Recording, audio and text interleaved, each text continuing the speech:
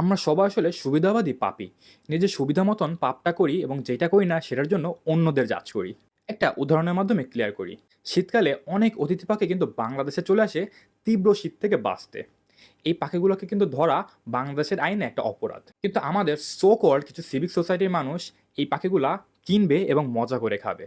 কিন্তু এই মানুষগুলাই কিন্তু আবার অন্যদের জাজ করবে অন্য কোনো অপরাধ করার জন্য। হয়তো নিজের বাচ্চাদের মিথ্যা কথা না বলা পাঠ পড়াবে, হয়তো চোরদের চুরি করার জন্য মারধর করবে, অথবা পলিটিশিয়ানসদের ক্রিটিসাইজ করবে মিথ্যা কথা বলার জন্য। কিন্তু এই মানুষগুলাকে আপনি যখন তাদের অপরাধ সম্পর্কে জিজ্ঞাসা করবেন, তাদের কিন্তু নানা ধরনের এক্সকিউজ রেডি থাকে। যেমন, আমি তো পাখি ধরি নাই, আমি খালি কিনেছি, অথবা এটা তো সবাই করে। যদিও সবাই একটা অপরাধ করলে সেই অপরাধটা কিন্তু বৈধতা পায় না। তারা পাখিগুলো কেনার মাধ্যমে এই শিকারীদের কিন্তু ইনডাইরেক্টলি সাহায্য করছেন। এটা কিন্তু তাদের চোখে পড়বে না, কারণ তারা এই অপরাধটা করার সাথে কমফোর্টেবল। এজন্যই পার্সিয়ান কবি শামস তাবরিজি হয়তো বলেছিলেন, যদি এটা নিয়ে মতভেদ আছে, যে we all are selective sinners. We choose sins that we are comfortable with and জাজ others that commit the ones that we are not comfortable with.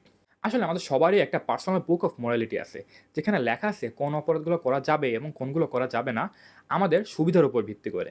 মানে যেসব অপরাধ আমাদের জন্য কমফোর্টেবল বা আমাদের জন্য সহজ, সেসব অপরাধ আমরা করব। কিন্তু যেগুলো আমরা করি না বা করতে পারি না, সেগুলোর জন্য অন্যদের জাজ করব।